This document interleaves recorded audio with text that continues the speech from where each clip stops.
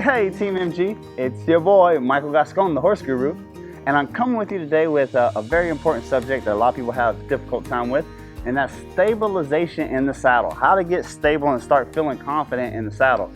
And we're going to be talking specifically today about the lower leg. Now, for all my trail riders out there, for all my people doing horsemanship, first and foremost, I'm always telling you guys, sit deep. Scoot yourself forward in the saddle, roll back in your saddle, sit on your pockets, get your heels down, let your shoulders get behind your hips, because what that's going to do is when your shoulders get behind your hips, it's going to give you more balance. It's going to give you more control. And whenever you get your shoulders in front of your hips, that throws your equilibrium off, which is not great. But now we're going to talk about, now we have here today, I have Fritz. He's a 3-year-old warm blood colt that we just started. He has about 30 days under saddle. He's already doing obstacles, trails, stuff like that. Now we're starting to do performance work. Well, it is like riding an elephant. He doesn't know where his big feet are going, so he's very unstable, hard trot, hard canter. He stumbles and bumbles a lot. So where do you get your confidence to ride that horse forward and give him confidence that you're the leader? Well, growing up, sitting deep in the saddle was how you made it happen. But when I went to the Mongol Derby and I was riding with world-class eventers and endurance riders, I learned the importance of your lower leg. And by being able to stand in your stirrups, not taking yourself out of the saddle and not too pointy, but put a little stabilization in your lower leg and take some of the pressure off of your body. Now, every little stumble and fumble he makes whenever he is gallivanting around like some kind of dinosaur from the Lost Age, it doesn't have an effect on your body, and he's not jarring your teeth, which allows you to be a clearer communicator with the horse. So you'll notice the balls of my feet are in the stirrups. My stirrups are short enough that I can take a little pressure off my seat. I'm still going to keep my heels down and in front of me. I never want my heels to get behind me. Heels down and in front of me. And whenever I ask him to trot off, I'm going to take a little pressure out of my seat. So we'll move off here.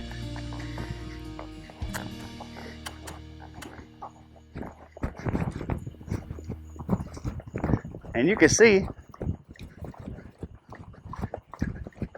he is a big mover, a big horse. He's just getting direction. He's just getting good direction with his movement. Like I said, he's just been started. So because of that, sometimes we don't go exactly where we want to go. Sometimes he stumbles a little bit. Sometimes he loses his footing, learning how to get his feet under him. Well, since I have a little weight in my stirrups, you see all that bounciness doesn't have such an effect on my body. To the point I can do a video and talk to you guys, and it doesn't sound like I'm getting punched in the butt. Whenever I ask him to canter here, it's the same thing. I want you to notice my lower leg and how they're so consistent. They're so consistent with the stirrups. Okay, and whenever we come around this circle, even if he leans inward and he ducks in on that shoulder, I stand upright with my feet parallel to the ground. And what that allows me to do is I don't add any weight to him already leaning sideways. And if he was to have a little crow hop, if he was to lose his footing, I wouldn't be part of the problem, I'd be part of the solution. Since he's not having an effect on my body, it's very easy for me to keep quiet hands. If he was really bouncing me around, it'd be very difficult for me to keep my hands quiet. So you notice how quiet and steady my hands are? We'll stretch them out here for the length of the whole arena. Circle here. There we go. Notice how quiet my hands are. It's not from the quietness of my hands, it's the quietness of my legs.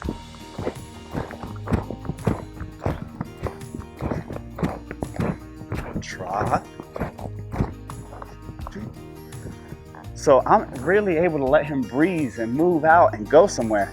It's amazing when you can get control of your body, how quiet you can communicate with your horse. So a lot of folks, when they're riding a horse this big, and until he gets a little bit more finished up, he's a real rough ride. But we're able to counteract that with the stabilization of our lower leg from the knee down. The ability to put pressure on the inside of my knee and a little weight in my stirrups. So you notice that I wasn't posting.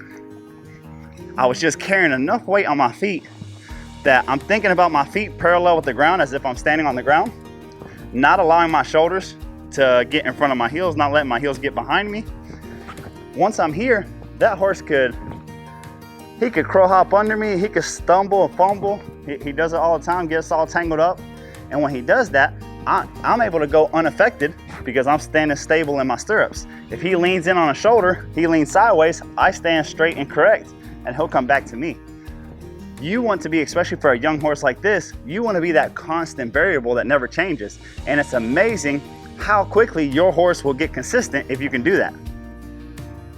So guys, that's how you get stabilized. If you see a rider that has a real stable lower leg, oftentimes they can communicate lightly with their horse. Oftentimes they feel very confident and balanced in the saddle. So if you try this trick at home, if you're working performance horses, again, if you're a trail rider, obstacle rider, just sit deep in that saddle, you're going at slow speeds, you start working performance, you start cantering around, trotting around, doing circles, things like that, especially on a rough horse, the ability to put a little weight in your stirrups and pick yourself up just a hair out of the saddle. Notice I'm still in contact with him. I'm not in 2-point, I'm not out of the saddle, but just enough to stabilize my lower leg. It'll make a world of difference in your confidence in your riding, your ability to communicate quietly with your horse, and that's how you're gonna find confidence in the saddle. Thank you.